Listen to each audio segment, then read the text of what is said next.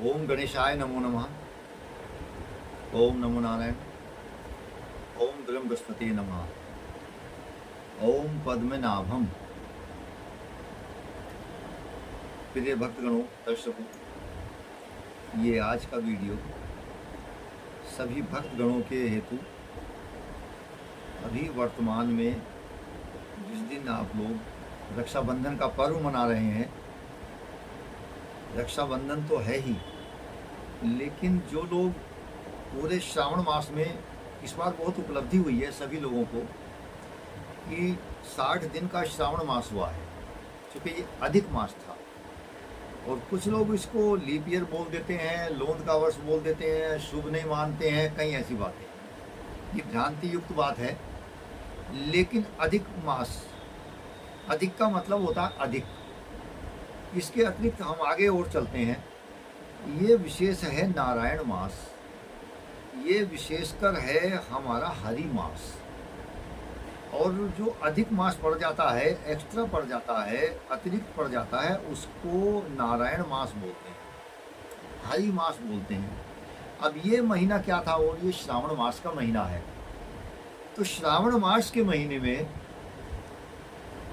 भोलेनाथ का है, शिव का महीना है। अब शिव और हरि जब मिल जाते हैं तो शिव शिव हैं, हरि हरि हो गए। शिव कौन है? शिव हो गए केदार, और नारायण बद्री नारायण। तो एक विशेष योग बनता है जिसको बद्री केदार योग बोलते हैं। ये थोड़ा जो जन्मपत्रियां हैं, जो ग्रह हैं, उनसे हटकर है, लेकिन अगर समझें तो ये बहुत ही, मेरे अनुसार तो बिल्कुल ही उचित है, लेकिन विचारणीय विषय है।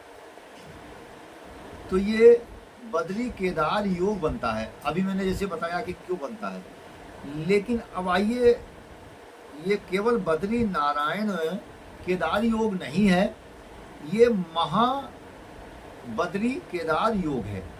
अब ये कैसे बनता है? देखिए, शिव का महीना है, अधिक मास हुआ, और तो शिव केदार हुए, केदारनाथ हुए। और बद्री नारायण है, पद्मनाभम है, विष्णु भगवान है, गुरुदेव हैं, बृहस्पति देव हैं, जगत का संपूर्ण प्रकार से भौतिक सुखों के देने वाले हैं। तो अब इसके लिए विशेष प्रावधान ये है, ये महाबद्री केदार योग कैसे बना? तो ये बद्री केदार योग तो बन ही गया।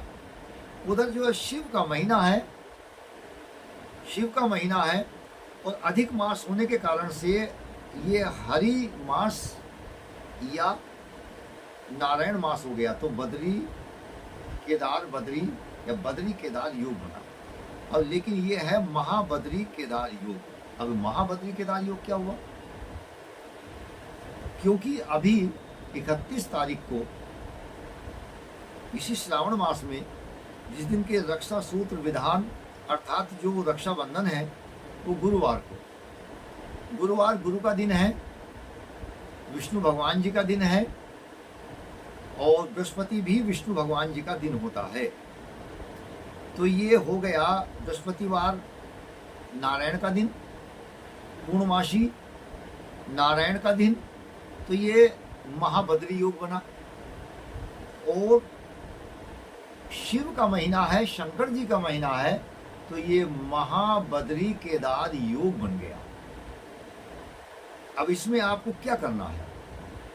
जो लोग पूरे महीने भर कोई साधना नहीं कर पाए हैं, कोई कार्य नहीं कर पाए हैं, उनके लिए विशेष कार्य है। आपको प्रिय भक्तगणों बहुत विशेष लाभ मिलेगा, और इसमें यदि आप करेंगे तो अनेक प्रकार से बहुत ही आप लाभान्वित होंगे। अब इसमें करना क्या है आपको? ये था 60 दिन का। आप मिट्टी से छोटे छोटे जो हमारी ये कनिष्ठा उंगली होती है, इसके बराबर में शिवलिंग बना लीजिए मिट्टी से लंबे करके। 60 शिवलिंग बना लीजिए आप लोग, मिट्टी से बनाइए। और मिट्टी से 60 ऐसे बनेंगे कि 15-15 एक एक जगह में लगा लीजिए उनको। 5 एक लाइन में, 5 दूसरी लाइन में, उसके आगे 5 एक लाइन में, 3 लाइन बनाइए तो 15 हो गए इस तरह से। और 4 ऐसे करके उनका आप सेट बनाइए तो 15 चौका 60 हो गए। और एक शिवलिंग आप उसी मिट्टी से अलग बनाइए, उसमें चावल लगाइए नीचे में, और उसमें जौ लगाइए आप, और उसमें थोड़ा सफ़ेद पुष्प लगाएं और पीला पुष्प लगाएं, थोड़ा केसर भी लगाइए। और जो काशी होती है, जो फूल होता है, फूल का पात्र होता है, उसमें इनको रखिए आप। चारों तरफ में आपके 15-15 जो है वो शिवलिंग बन गए हैं इकट्ठे में, संग में। और बीच में एक शिवलिंग रखिए, 61 हो गए। अब उसमें आपको क्या करना है, जो बीच वाले शिवलिंग है उस पर आप दूध लीजिए, गंगा जल लीजिए और केसर मिला लीजिए। अब ये क्यों करना है, क्योंकि शंकर जी को चढ़ता है दूध, और भोलेनाथ को दूध अधिक पसंद है, उन पर दूध चढ़ाया जाता है। अच्छा, दूध चढ़ाने का भी कारण है, क्यों चढ़ाया जाता है, या जल क्यों चढ़ाया जाता है शिव पर, शिवलिंग पर, उसका भी कारण है, वो आगे बताएंगे। अब इसमें आप केसर डालिए दूध के अंदर, या हल्दी डाल दीजिए। आपके पास केसर अवेलेबल नहीं है, थोड़ा महंगा है, तो हल्दी डाल दीजिए। हल्दी क्यों डाली है आपने, चूंकि गुरुवार का दिन है और पूर्णमासी है, नारायण का दिन है, बद्री नारायण का दिन है। अब दूध क्योंकि शंकर जी पर चढ़ता है श्रावण मास की वजह से, तो ये महाबद्री नारायण आपका जलाभिषेक का एक पात्र बन गया, दूध से एक द्रव्य बन गया। आप इसको लीजिए और उन पर आप इसको रुद्राभिषेक करिए। रुद्राभिषेक करने में, अच्छा एक बात है, आपको नारायण की पूजा के लिए आपको शिव की आराधना करनी ही पड़ेगी।